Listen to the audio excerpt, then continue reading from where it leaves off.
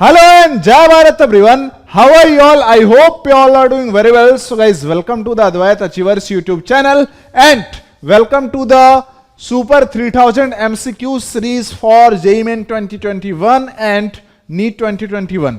So guys last class में हमने atomic structure का एक लेक्चर कंप्लीट कर लिया था, बहुत सारे न्यूमेरिकल्स सीखे थे और बहुत सारे कॉन्सेप्ट भी साथ में हमारा रिवाइज हो गया था। आज उस सिलसिला को आगे कंटिन्यू करते हैं। तो डे 11 एटॉमिक स्ट्रक्चर आज अपना लास्ट हो जाएगा, है ना। तो चलो ये सब क्वेश्चन तो हम ऑलरेडी बना चुके हैं, आगे बढ़ते हैं। जहां से हमने बनाया नहीं है वहां से हम शुरू करेंगे आज का, है ना, सेशन। तो आज का सेशन कहां से शुरू होगा बता सकते हो? तुम बता सकते हो? ये तो कर लिया था, यहां से शुरू होने वाला है, ठीक है। तो ध्यान से समझते हैं इस क्वेश्चन को, क्या कहा जा रहा है, क्या कहा जा रहा है, समझो समझो, एकदम प्यार से समझना, है ना। बहुत ही तगड़ा क्वेश्चन है। कहा जा रहा है increasing order of magnetic moment among the following species is, है ना। इन सब में हमें बताना है increasing order of magnetic moment.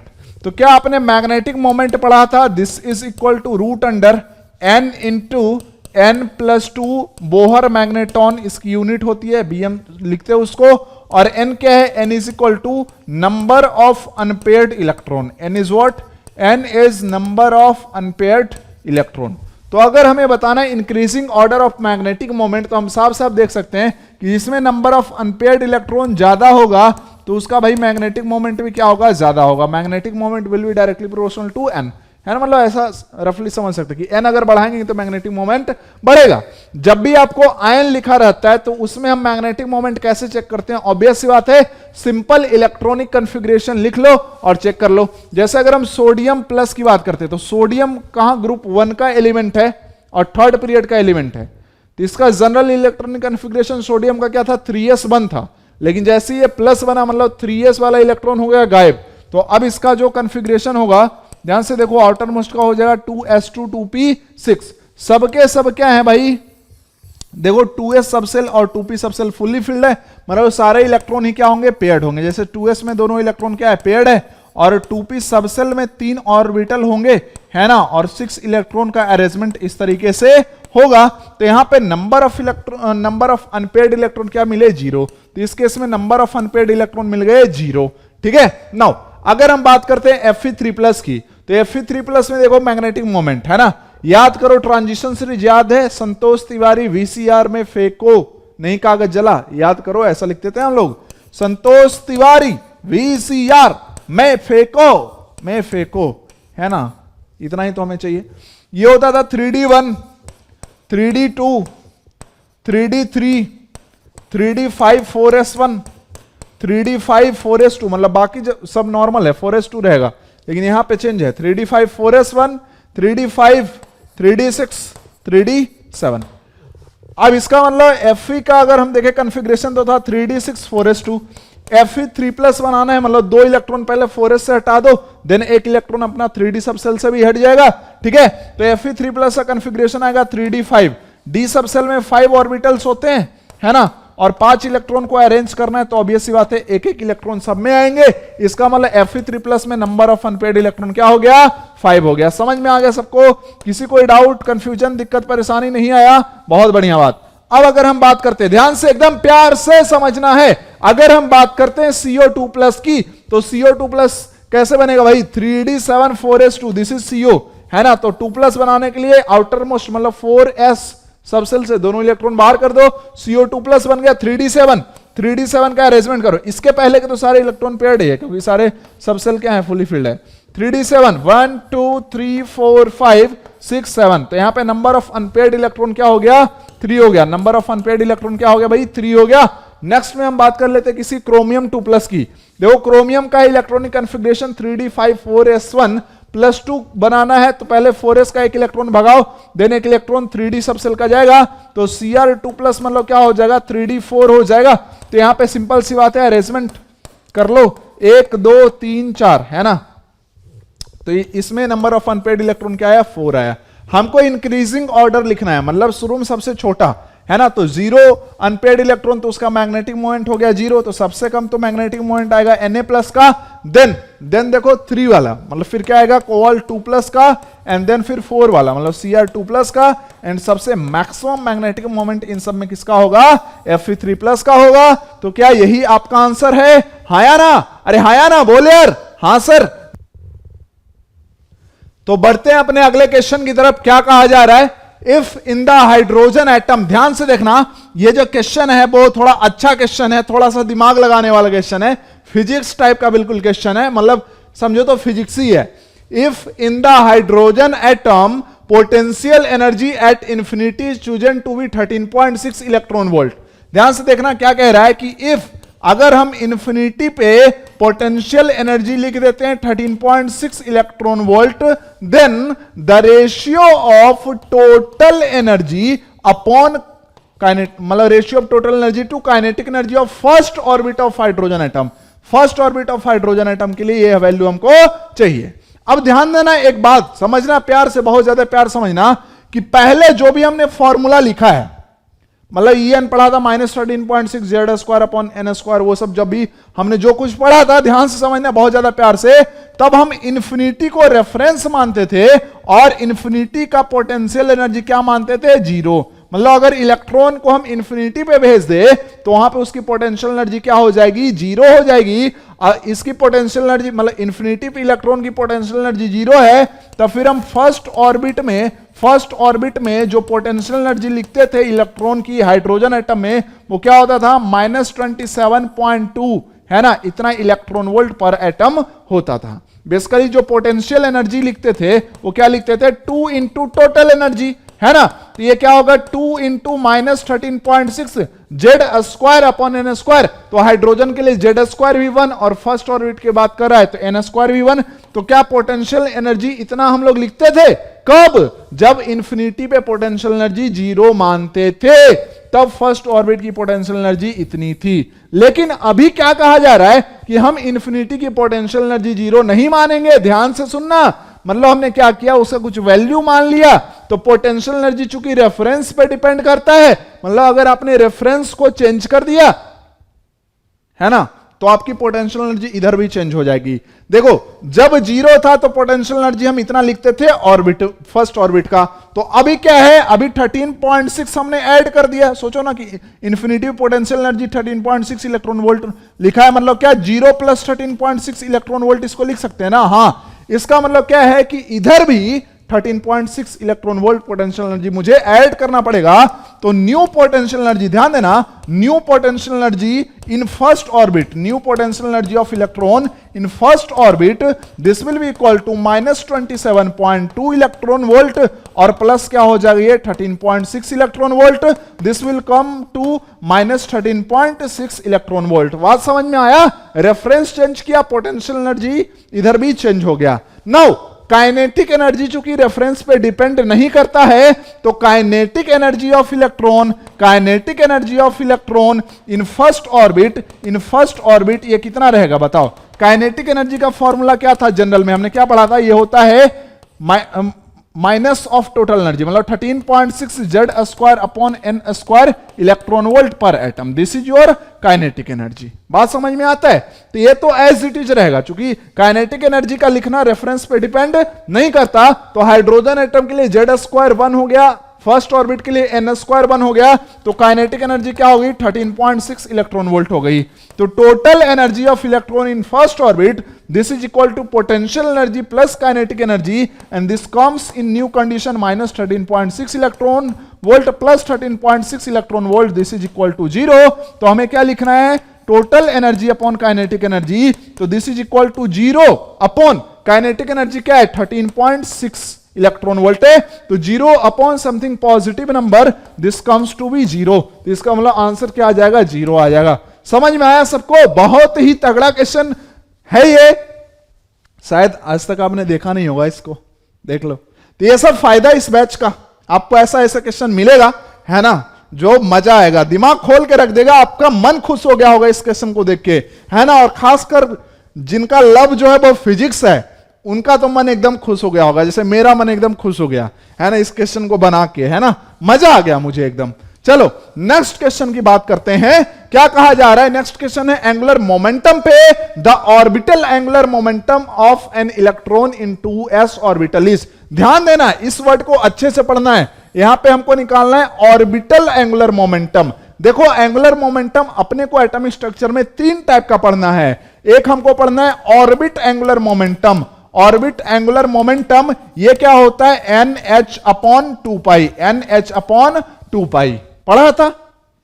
Bourse ने अजम्पशन लिया था कि जो MBR होता है वो NH/2π होता है। तो MBR is what, orbit angular momentum. एक होता है अपना ऑर्बिटल एंगुलर मोमेंटम। तो ऑर्बिटल एंगुलर मोमेंटम किस पे डिपेंड करेगा, ये डिपेंड करेगा अपना एज़िमुथल क्वांटम नंबर L पे। ठीक है, तो ध्यान से देखना, इसको हम क्या लिखते हैं, इसको हम लिखते हैं root under L into L+1 है ना, H/2π, दिस मच है ना।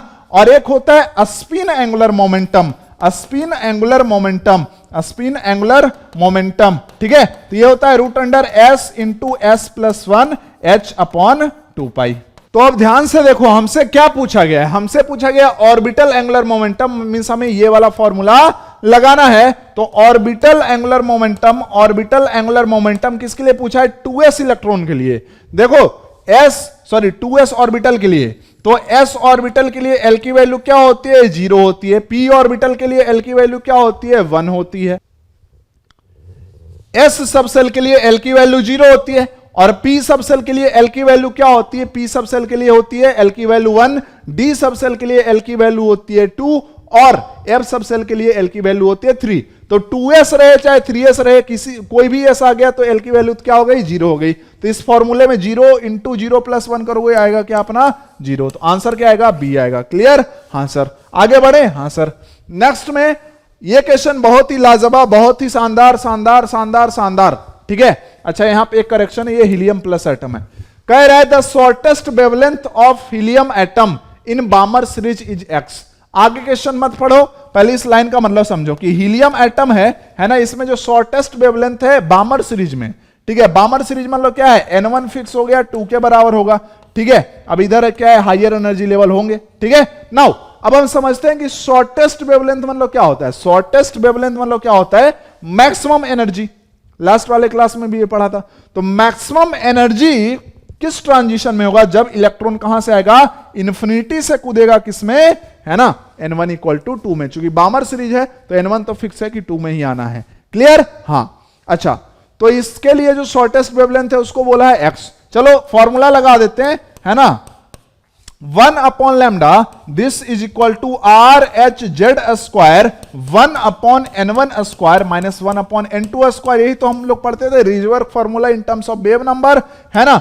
ये अभी देखो क्या हो जाएगा, RH, है ना। Z² कितना होगा, हीलियम प्लस का Z 2 है तो Z² 4 हो जाएगा, 1/N1, N1 क्या हो जाएगा 2, 2 का स्क्वायर क्या होगा 4, माइनस 1/∞। तो देखो तो ये तो क्या हो गया, ये तो हो गया 0, तो 4 से 4 कट गया, इसका मतलब 1/λ this is equal to RH। और शॉर्टेस्ट वेवलेंथ, वेवलेंथ जो है वो x के बराबर है, तो this is equal to your RH। तो अगर हम यहां से लिखेंगे, देखो ध्यान से, RH, तो RH क्या हो गया, 1/x हो गया। अब क्वेश्चन को आगे पढ़ते हैं, क्या कहा जा रहा है, then longest wavelength in the Paschen series of Li2+। तो हमको बात करना है Li2+ के लिए, और इसमें हमको लॉन्गेस्ट वेवलेंथ की बात करना है किधर, पास्चन सीरीज में। पास्चन सीरीज में याद करो, याद करो, लाइमन का बाल क्या ऑपरेशन वो पास हो गया था, मतलब क्या हो गया, लाइमन के लिए N1 की वैल्यू होती है 1, बामर के लिए N1 की वैल्यू होती है 2, तो पास्चन के लिए N1 की वैल्यू क्या होगी, 3 होगी।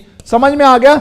अब लॉन्गेस्ट वेवलेंथ कब मिलेगा, जब एनर्जी गैप सबसे कम हो। तो ये है N1 = 3, मतलब इलेक्ट्रॉन तो हायर एनर्जी लेवल से कूदेगा कहां पे, N1 = 3 में, है ना। तो एनर्जी गैप कम कब होगा, जब इलेक्ट्रॉन जस्ट एडजेसेंट वाले ऑर्बिट से इसमें कूदे, मतलब N2 की वैल्यू यहां पे क्या लेंगे, 4 लेंगे, और ये वाला ट्रांजिशन होगा। तो this transition is of longest wavelength of Paschen series in Li2+। बात समझ में आता है, ठीक है।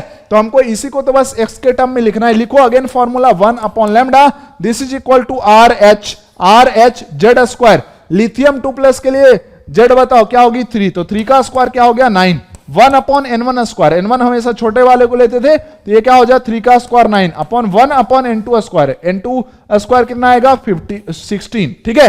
अच्छा, RH को आप क्या लिख सकते हो, ध्यान समझना, RH को आप क्या लिख सकते हो, RH को आप लिख सकते हो 1/x × 9, और यहां पे क्या हो जाएगा, एलसीएम ले लो तो एलसीएम आपका क्या हो जाएगा, एलसीएम आपका हो जाएगा 16 इंटू 9 और ऊपर क्या आएगा 16 माइनस 9, इतना आएगा। हाँ, तो this is your what, this is 1 upon lambda, तो 1 upon lambda this is equal to 9 upon X, और 16 में 9 गया तो कितना बचा 7 अपॉन क्या हो जाएगा 16 इंटू 9, तो 9 से 9 क्या हो गया, कैंसिल हो गया। ठीक है, तो इसका मतलब अभी ध्यान से देखो 1 upon lambda this is equal to 7 upon 16x, लेकिन हमें तो वेवलेंथ निकालना था, लॉन्गेस्ट वेवलेंथ, तो इस टाइम जो लैम्डा है वो क्या हो जाएगा, रेसिप्रोकल जस्ट कर दो 16x अपॉन 7 हो जाएगा। तो 16x अपॉन 7 क्या है, आंसर बी में है। तो इस टाइप के क्वेश्चन भी आपको आने चाहिए। बात समझ में आ गया यहां तक, किसी कोई दिक्कत परेशानी है ना। मैंने क्या किया, ऐसे क्वेश्चन जब भी आए ना कि एक का शॉर्टेस्ट या लॉन्गेस्ट वेवलेंथ एक सीरीज में दिया है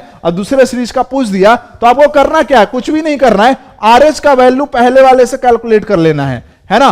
पहले वाला जो भी कंडीशन दिया उसे आपको क्या करना है, आरएच की वैल्यू कैलकुलेट कर लेना है, और दूसरे वाले में कॉन्सेप्ट से चले जाओ, आरएच के जगह पे बस ये जो इन टर्म्स में निकाला था ना उसको बस क्या कर देना, आपको पुट कर देना है, आंसर आ जाएगा। ध्यान से देखना है, यहां पे तो थोड़ा आपको सहूलियत दिया गया है, अदरवाइज एग्जामिनर की अगर बीबी से लड़ाई हुई रहेगी तो वो ऑप्शन ए में 7 अपॉन 16x दिया रहेगा, क्योंकि लोग पहले तो यही निकालेंगे 7 अपॉन 16x, लेकिन ध्यान देना अपने को वेव नंबर नहीं पूछा, अपने को लॉन्गेस्ट वेवलेंथ पूछा है, मतलब अपने को लैम्डा रिपोर्टिंग करना था, तो इसलिए इन्वर्स करके लिखना पड़ा। तो इन सब बातों का ध्यान रखेंगे, एग्जाम में गलतियां नहीं करेंगे तो आपके लिए भी अच्छा रहेगा, है ना। चलो नेक्स्ट क्वेश्चन है डी ब्रॉगली कॉन्सेप्ट पे, और डी ब्रॉगली कॉन्सेप्ट का ये सबसे तगड़ा वाला क्वेश्चन है ना। ध्यान से समझना।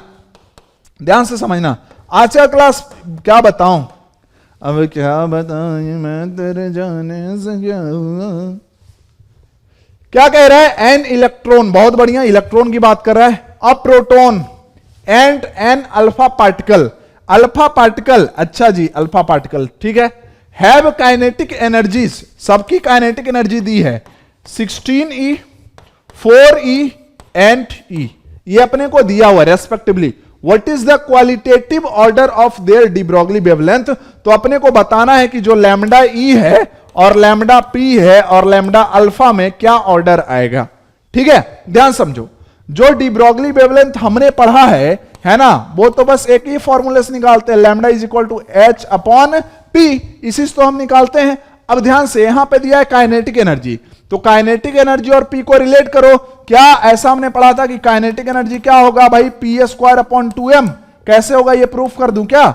देखो काइनेटिक एनर्जी क्या होता है, काइनेटिक एनर्जी होता है हाफ mv स्क्वायर। अगर मुझे इसको p के फॉर्म में लिखना है तो मैंने क्या किया, इसमें मास से मल्टीप्लाई कर दिया, डिवाइड कर दिया, क्या कोई फर्क पड़ा, नहीं फर्क पड़ा, मुझे पड़ गया। ठीक है, ऊपर हो गया m स्क्वायर v स्क्वायर, जिसको कि मैं p स्क्वायर लिख सकता हूं, और नीचे क्या हो गया 2m। तो kinetic energy is equal to what, kinetic energy is equal to 2m। तो हमें तो क्या लिखना था, p लिखना था, तो यहां से अगर हम p लिखे तो ये क्या हो जाएगा, root under 2m kinetic energy. हाँ या ना, हाँ या ना। इसका मतलब जो लैम्डा का एक्सप्रेशन है वो क्या आ गया, h upon root under 2m kinetic energy. हाँ या ना, बोलो यार, हाँ या ना, समझ में आ गया। हाँ सर समझ में आ गया। अब सर एक बात बताना, यहां पे ध्यान से देख रहे हैं सर, तो काइनेटिक एनर्जी सबका अलग दिया है सर। जैसा हम जानते हैं कि इलेक्ट्रॉन, प्रोटॉन और अल्फा तीनों का मास भी क्या होता है, तीनों का मास भी जो है वो है ना अलग होता है। हमने ये पढ़ा है सर कि जो मास ऑफ अल्फा होता है this is 4 into mass of proton होता है, एंड जो मास ऑफ प्रोटॉन होता है ये sir 1840 time mass of electron होता है। ऐसा ही पढ़ा है, बहुत बढ़िया काम, बहुत बढ़िया काम। ऐसा मान लेते हैं सबसे छोटा वाला कौन है, इलेक्ट्रॉन का मास, तो ऐसा सपोज दैट मान लिया कि me की वैल्यू क्या है, m है, तो क्या यहां से मास ऑफ प्रोटॉन अगर हम लिखे तो क्या ये 1840 m आ जाएगा, और mass of alpha particle this will be equal to 4 into mp, कितना mp है भाई 1840 इंटू m, तो 18 चौक 72 और फिर 4 चौके 16, मतलब क्या हो जाएगा, कुछ रहने देते हैं अभी, चलो आगे कैलकुलेशन करेंगे। ठीक है, अब अगर हम लिखते हैं बारी बारी से, अगर हम लिखते हैं लैम्डा ई, तो लैम्डा ई क्या होगा, h upon root under 2 mass of electron, mass of electron हमने m माना है, और काइनेटिक एनर्जी क्या है 16e है। ठीक है, अब हम लिखते हैं लैम्डा p, तो लैम्डा p क्या हो जाएगा, लैम्डा p हो जाएगा h upon root under 2 mass of proton, mass of proton क्या लिखा है भाई 1840 m, और इसकी जो काइनेटिक एनर्जी है वो क्या है 4e के बराबर है। और आगे अगर बढ़ते हैं तो हम लिखेंगे लैम्डा ऑफ अल्फा पार्टिकल, तो this is equal to h upon root under 2, और अल्फा पार्टिकल की मास बताओ तो ये क्या हो जाएगा 4 इंटू 1840 m, है ना, ये तो हो गया मास, है ना, और इंटू क्या हो जाएगा इसकी काइनेटिक एनर्जी E है। मैंने सबको रिलेट क्यों किया मास को, क्योंकि काइनेटिक एनर्जी सबका क्या है ई के फॉर्म में दिया है। मास को भी अगर आप ई के फॉर्म में, सॉरी मास को अगर आप स्मॉल एम के फॉर्म में नहीं आओगे तो कंपैरिजन नहीं कर पाओगे, ठीक है, क्योंकि सारे पार्टिकल का मास क्या है अलग अलग है। अब कंपेयर कर लेते हैं। अब कंपेयर ऐसा नहीं है कि रूट वूट निकालना पड़ेगा पूरा, वो सब कुछ नहीं करना है। देखो ध्यान से एक चीज अगर आप प्यार से देखो, नीचे वाला बस कहानी कर लो, तो नीचे यहां पे क्या आ रहा है 16/2, मतलब यहां पे क्या आ रहा है 32 me आ रहा है ब्रैकेट में, सॉरी अंडर रूट में। यहां पे क्या आ रहा है ध्यान से देखो, तो एक बात तो हमें साफ साफ समझ में आ रहा है कि h अपॉन सबसे मिनिमम से हम इसी को डिवाइड कर रहे हैं।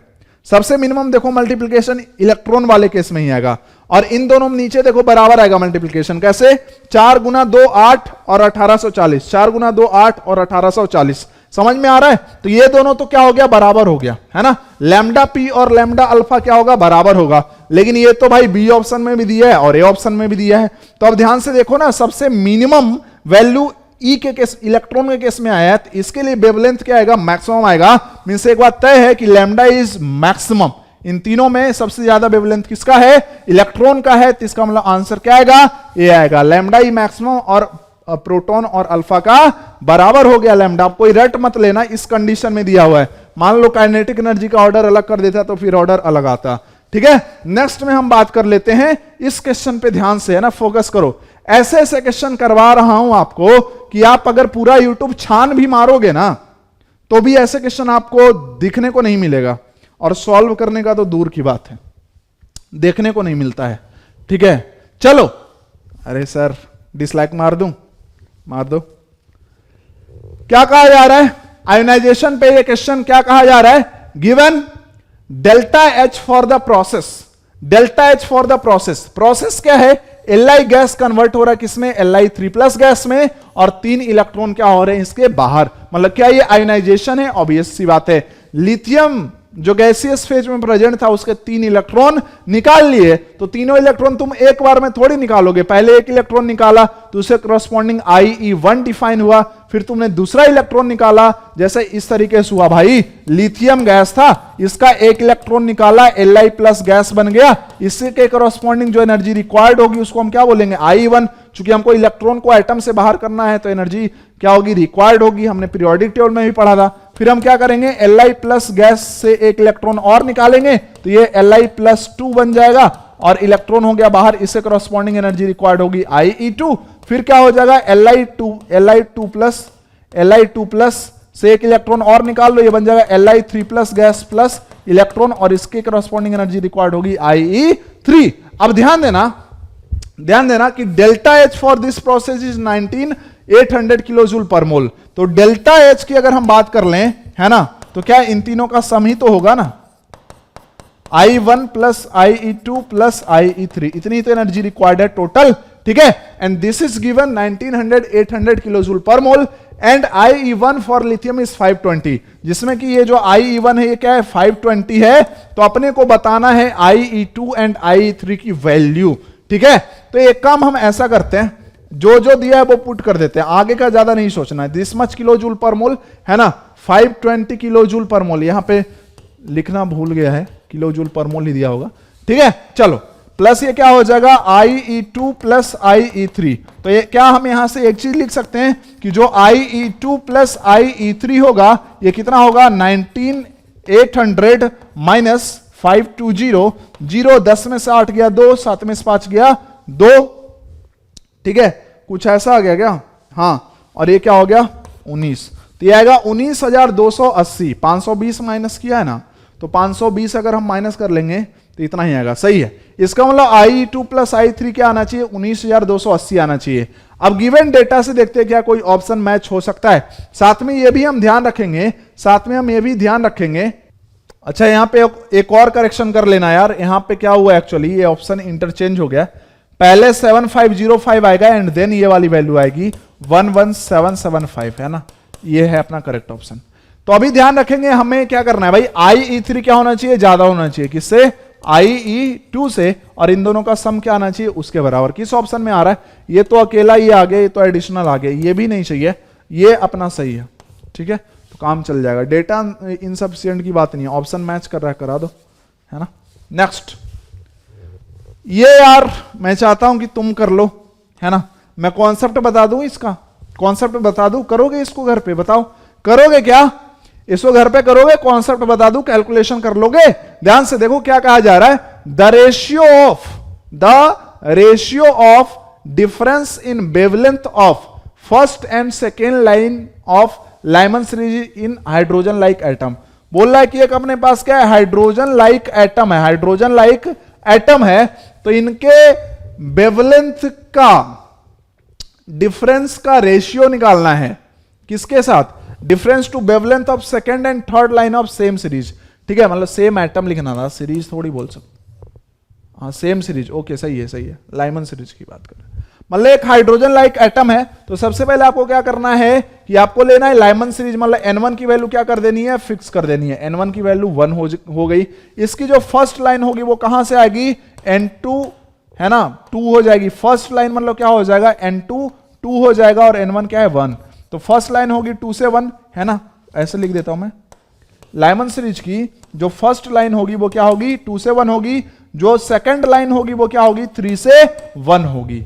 समझ में आता है, हाँ, तो इनके वेवलेंथ का डिफरेंस लेना है, ये जो 2 से 1 का ट्रांजिशन होगा, तो आप लिखते हो ना 1 upon lambda is equal to R H Z square 1 upon N1 स्क्वायर, N1 स्क्वायर तो ये क्या होगा 1 का स्क्वायर 1 माइनस क्या होगा 1 अपॉन N2 स्क्वायर मतलब 1/4 होगा, ठीक है। तो क्या यहां से हम ऐसा निकाल सकते हैं ना कि ये फर्स्ट वाला केस का ये हो गया अपना लैम्डा 1, ठीक है, निकाल लिया। अच्छा, उसके बाद सेकंड वाले ट्रांजिशन में लगा देते हैं, तो इसके लिए वेवलेंथ अलग होगा, इसलिए लैम्डा 2 मान लेते हैं, ये हो जाएगा are H Z square, Z क्या रहेगा सबके लिए सेम रहेगा, आर एच भी सेम रहेगा, ठीक है, सेम एटम है ना यार, तो सारे ट्रांजिशन में आर एच और जेड की वैल्यू तो सेम ही है, ठीक है।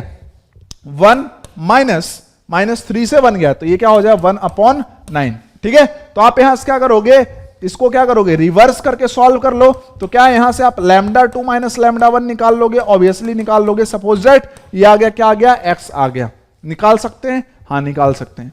उसके बाद क्या करना है, सेम सीरीज की सेकंड एंड थर्ड लाइन लेनी है, सेम सीरीज की आपको क्या करना है, सेकंड एंड थर्ड लाइन लेनी है। तो सेकंड लाइन तो 3 से 1 है, और थर्ड लाइन मतलब क्या हो जाएगा 4 से 1 हो जाएगा। तो इसका मतलब देखो जो अपना लैम्डा 3 होगा वो किसके बराबर हो जाएगा, लैम्डा 2 के ही बराबर हो जाएगा, क्योंकि सेकंड लाइन ही कंसिडर किया है ना, समझ रहे हो, सेकंड लाइन दोनों मैच कर रहा है ना। तो लैम्डा 3 तो किसके बराबर है, लैम्डा 2 के ही बराबर है, ठीक है, हाँ। और जो अपना लैम्डा 4 है वो कैसे आएगा, वो आएगा अपना 1 अपॉन लैम्डा 4 लिखोगे are H Z square 1/1 minus 1/4 का स्क्वायर 16, ठीक है। तो क्या यहां से लैम्डा 4 निकाल लोगे, तो लैम्डा 4 भी निकाल लेना है ना। उसके बाद आपको क्या करना है, उसके बाद आपको करना है लैम्डा 4 माइनस लैम्डा 2, ये आ गया, ठीक है।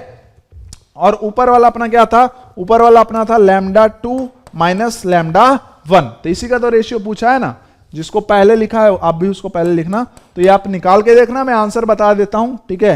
111 का आंसर 3.5 है, ये रेशियो निकालना आएगा 3.5। तो मैंने बिल्कुल करा दिया, ऐसा नहीं क्वेश्चन मैंने कहां छोड़ा, करा तो दिया है, बस अब क्या ये सॉल्व कर लेना है, 2 मिनट में कर लोगे आप, ठीक है। हाँ सर, आगे बढ़े, देख लो, समझ लो, कर लोगे घर पे, देख लो। कुछ लोग सोच रहे होंगे सर लैम्डा 4 कहां से आ गया, सर 4 से 1 थोड़ी, सॉरी मतलब चौथा ट्रांजिशन कहां भाई, एक हो गया ये फर्स्ट, सेकंड लैम्डा 3 और लैम्डा 2 बराबर हो गया, क्योंकि सेकंड लाइन ही है वो तो, ठीक है। और लैम्डा 4 मतलब क्या हो गया 4 से 1 वाली लाइन, ठीक है। चलो आगे बढ़ते हैं, इसको आप स्क्रीनशॉट ले लो, जो करना है कर लो। चलो आगे बढ़ते हैं, ये अपना क्वेश्चन ध्यान समझना, this is very very important. क्या कहा जा रहा है, number of possible spectral lines which may be emitted in bracket series in hydrogen atom if electron present in 9th excited level, है ना।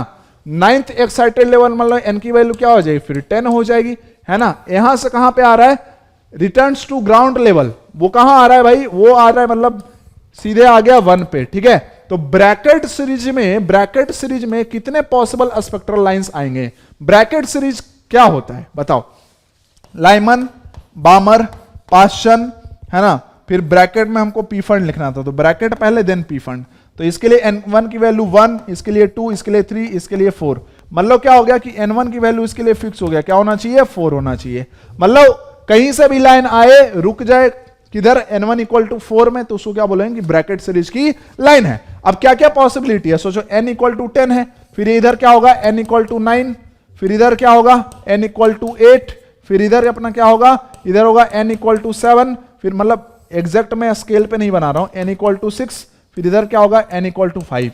ऐसे तो क्या होता है, एग्जैक्ट अगर आप स्केल पे बनाओगे ना, तो जैसे जैसे अगर आप ऊपर जाओगे तो डिफरेंस इन एनर्जी लेवल क्या होगा? डिक्रीज करता जाएगा।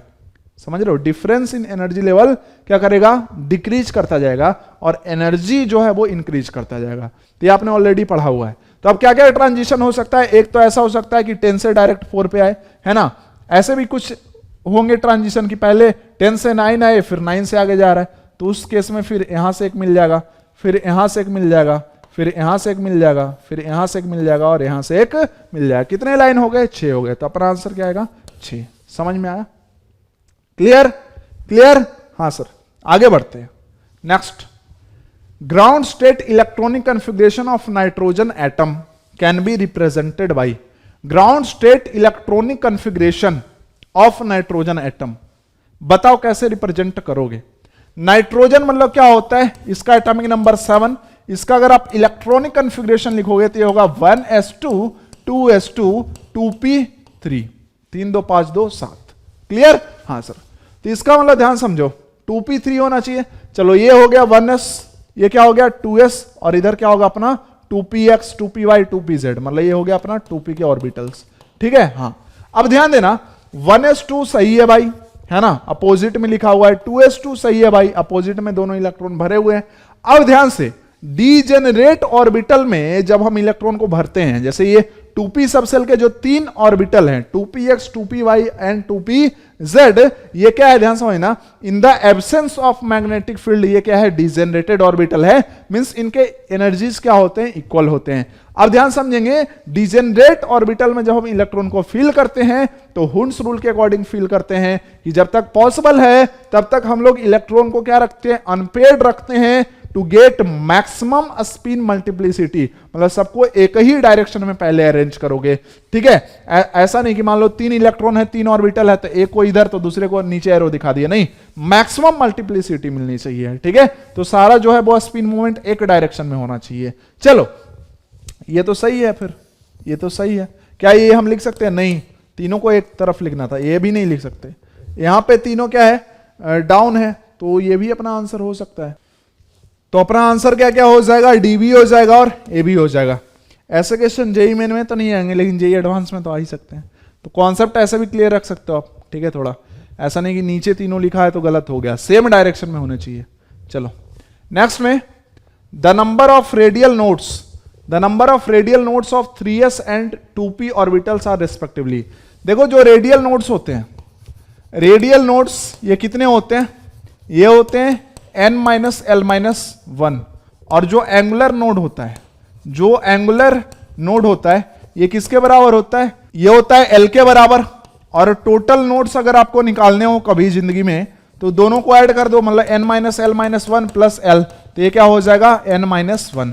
अभी हमसे पूछा गया रेडियल नोड, तो हम इस फॉर्मूले पे फोकस करेंगे। ठीक है? किसके लिए इसलिए निकालना है? 3s के लिए निकालना और 2p के लिए। 3s के लिए n की वैल्यू क्या हो गई? 3 हो गई। l की वैल्यू क्या हो गई? 0 हो गई। ठीक है? तो अगर हम लिखे रेडियल नोड इसके लिए, तो ये क्या हो जाएगा? n-l-1, तो ये क्या हो जाएगा? 2 हो जाएगा।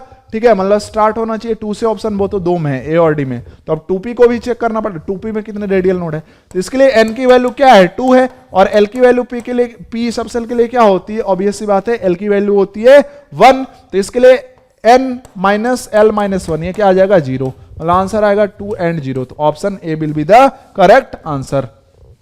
नेक्स्ट में, ये आप लिख लेना यार, बहुत ही फेमस है, कई बार आता है, इसलिए मैंने यहां पे डाल दिया। ये आप लिख लेना, Z इक्वल टू 64 का इलेक्ट्रॉनिक कॉन्फ़िगरेशन से। नेक्स्ट में, the number of subshells associated with n equal to 4 एंड m equal to -2 quantum numbers is. तो इस क्वेश्चन को पढ़ा तो क्या समझ में आया? बहुत ही अच्छा क्वेश्चन, बहुत ही तगड़ा क्वेश्चन, बहुत बहुत बहुत तगड़ा क्वेश्चन। करते हैं ना, द नंबर ऑफ सबसेल्स निकालना है। ध्यान देना, ऑर्बिटल्स नहीं पूछा है, सबसेल पूछा है। सबसेल और ऑर्बिटल में मैंने डिफरेंस समझाया था कि अगर एक फ्लोर बहुत सारे आइडेंटिकल रूम से मिलकर बना हुआ है तो जो एक रूम है उसको हम ऑर्बिटल बोलेंगे और उस फ्लोर को क्या बोलेंगे? सबसेल बोलेंगे, है ना? सिंपल सी बात है, ठीक है। The number of subshell associated with n equal to 4, n equal to 4 मतलब फोर्थ ऑर्बिट की बात कर रहा है। m की वैल्यू क्या होनी चाहिए? -2 होना चाहिए। m की वैल्यू क्या होनी चाहिए? -2 होना चाहिए। ध्यान से समझना, m की वैल्यू होती क्या है? -l से आगे जा कर यहां कहां तक जा सकती है? +l तक सारे इंटीग्रल वैल्यू हो सकते हैं। अगर m की वैल्यू -2 है तो ये किसके लिए पॉसिबल है? ये देखो तो किस किस l के लिए पॉसिबल है? क्या l इक्वल टू 1 के लिए कभी भी पॉसिबल है? नहीं। अगर हम l इक्वल टू 1 लेते तो m की वैल्यू -1 से +1 हो सकती है ना? तो -2 तो पीछे ही छूट गया, नहीं ये नहीं चाहिए अपने को। l की वैल्यू अगर हम क्या लेते हैं? l की वैल्यू अगर हम 2 लेते हैं तो l की वैल्यू 2 के लिए, ध्यान देना, l की वैल्यू 2 के लिए m की वैल्यू क्या होगी? -2 से +2। m क्या होगा इसके लिए? -2 से लेके +2 तक, मतलब ये हमें चाहिए, ठीक है। और n इक्वल टू 4 के लिए l की वैल्यू क्या क्या पॉसिबल है? l क्या होता है?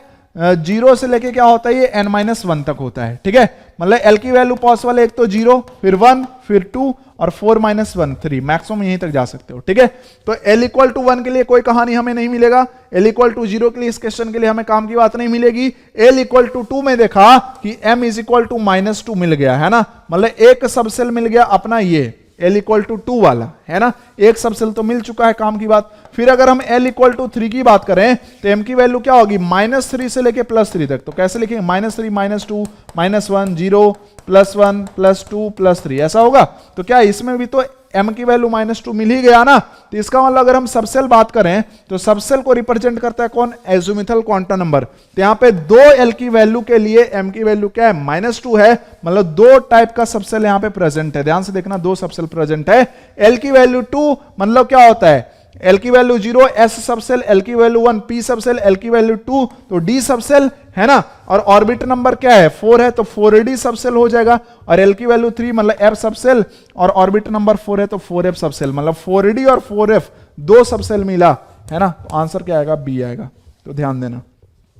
Next, the de Broglie wavelength of an electron in the 4th Bohr's orbit is. क्या आपने डी ब्रॉगली हाइपोथेसिस पढ़ा था? ऑब्वियसली पढ़ा था, है ना? याद होगा क्या कहा गया था उसमें कि 2πr जो होता है वो किसके बराबर होता है? n लैम्डा के बराबर होता है, ठीक है। बहुत बढ़िया। जहां पे n क्या है? ऑर्बिट नंबर है, ठीक है। तो अपने को तो डी ब्रॉगली वेवलेंथ लिखना है, मतलब हम अपने को लैम्डा लिखना है। तो लैम्डा कैसे लिखोगे? ध्यान से देखो, 2πr को हम क्या लिखते थे? r को हम लिखते थे n² upon z into first Bohr's radius, मतलब उसको यहां पे a0 लिखा हुआ है, ठीक है। This is equal to n into lambda, ठीक है। एक n से एक n क्या हो जाएगा? कैंसिल। तो this will be equal to 2π, n की वैल्यू क्या है? 4th बोर्स रेडियस, मतलब 4 हो जाएगा n की value, 4th orbit number. n क्या बोला गया है? The de Broglie wavelength of an electron in the 4th Bohr's radius, यहां पे कुछ छूट गया, ऑफ हाइड्रोजन एटम भी होगा, ठीक है। तो उसके लिए z की वैल्यू क्या हो जाएगी? 1 हो जाएगी। This much a0, this is equal to lambda, तो lambda will be equal to 8π a0, ठीक है। तो ये भी कॉन्सेप्ट आपका कवर हो गया, है ना? ये भी कॉन्सेप्ट आपका कवर हो गया। यहां पे एक चीज और पूछा जाता है, नंबर ऑफ वेव्स भी पूछा जाता है इसी कॉन्सेप्ट से। वेव नंबर और नंबर ऑफ वेव्स दोनों डिफरेंट चीजें हैं। ये जो होगा ये किसके बराबर होगा? 2πr upon lambda. तो हो गया, चलो आगे बढ़ जाओ सर। नेक्स्ट ये अपना क्वेश्चन क्या कहा जा रहा है?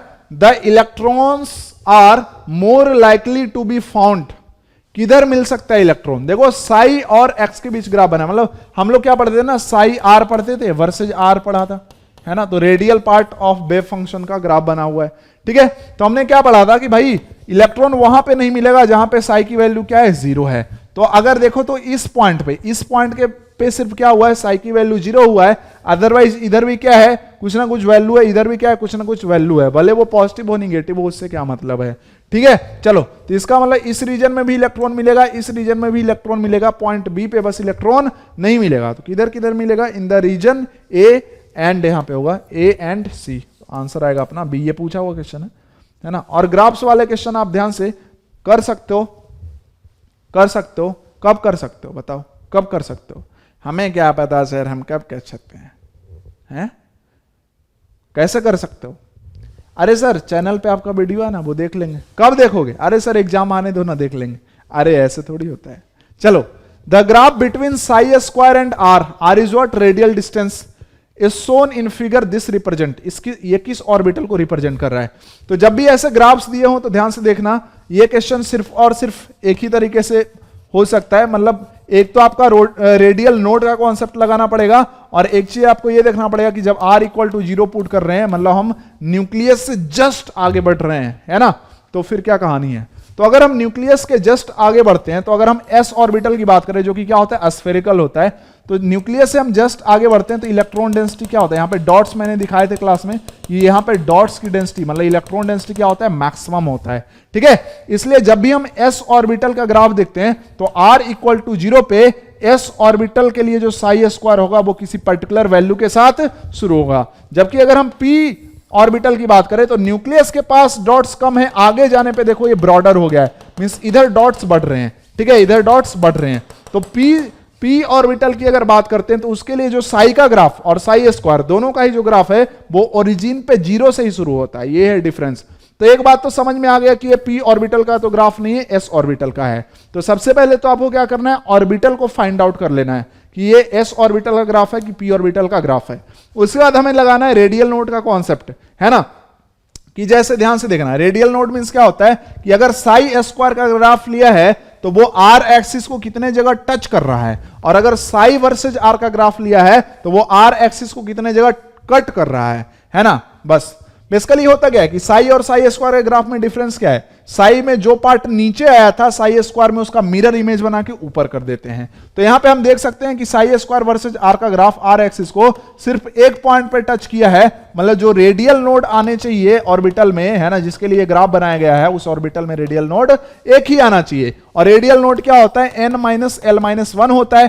क्योंकि ये हमें पता चल चुका है, ये s ऑर्बिटल के लिए ग्राफ बनाया हुआ है, तो l की वैल्यू क्या होगी? 0 होगी। तो इसका मतलब n-1 this will be equal to 1, तो यहां से n की वैल्यू क्या हो गई? 2 हो गई, मतलब 2s ऑर्बिटल का ये ग्राफ बना हुआ है। तो आपको समझ में आ गया, कॉन्सेप्ट क्लियर हो गया? हाँ सर। नेक्स्ट में अगर हम बात कर लेते हैं, यार ये तो तुम भी बात कर सकते हो यार, मुझे बात मत करवाओ, है ना, मतलब हो गया। ये क्वेश्चन तो आप कर लो यार, एक ही क्वेश्चन तो आपको बोला है करने को, ये कर लो। इसका आंसर कमेंट करो, 120 का आंसर क्या होगा कमेंट करो। ठीक है, नाउ सो गाइस, इस तरीके से हमने एटॉमिक स्ट्रक्चर को खत्म कर लिया। सो आई होप कि आपके सारे कॉन्सेप्ट रिवाइज हो गए होंगे, और जिनको और स्पेक्ट्रल लाइन पे अच्छे क्वेश्चन करना है, ग्राफ्स में और ज्यादा, है ना, उसको मतलब कॉन्फिडेंस चाहिए, क्योंकि ग्राफ पे अब क्वेश्चन जेईई मेन में भी पूछने लगना है। पहले जेईई एडवांस में आता था। तो क्या करेंगे? एटॉमिक स्ट्रक्चर लेक्चर नंबर 11 और लेक्चर 10, शायद ये दोनों ही लेक्चर देख जाओ। एक डेढ़ घंटे का हो सकता है लेक्चर हो, 1 घंटे का होगा। ठीक है, तो 2 घंटे देख लोगे ना तो तुम्हारा ग्राफ वाले सारे कॉन्सेप्ट एकदम बिल्कुल क्रिस्टल क्लियर हो जाएंगे। बहुत सारे क्वेश्चन भी करवाए हैं। ठीक है, सो आई होप कि आपने इस सेशन को एंजॉय किया है। Thank you very much for watching this video. Love you all. विद्यार्थी देवो भव।